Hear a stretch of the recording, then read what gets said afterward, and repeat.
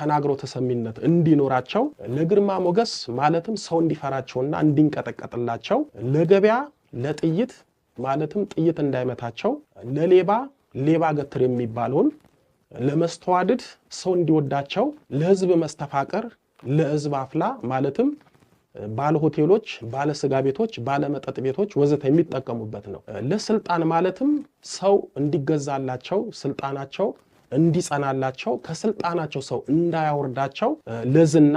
ለመፍትሄ ስራይ ለሀብት ለአቃቤ ርዕስ ማለትም ራስን ጠላት ከሚሉት ባስማትና በድግምት ለመጠበቅ ለምሳበ ንዋይና ለምሳበ ሰብ ወይም ገንዘብና ሰው መሳቢያ ወይም ማቅረቢያ ለቁብና ለሎተሪ ወይም ቁብና ሎተሪ እንዲወጣላቸው በጸሰብስብ የሚደገም ለአምጾ በሲት ማለትም ፍቅረኛ ወይም ትዳር ላጣ ሰው ማምጫ ህገ ጠብቅ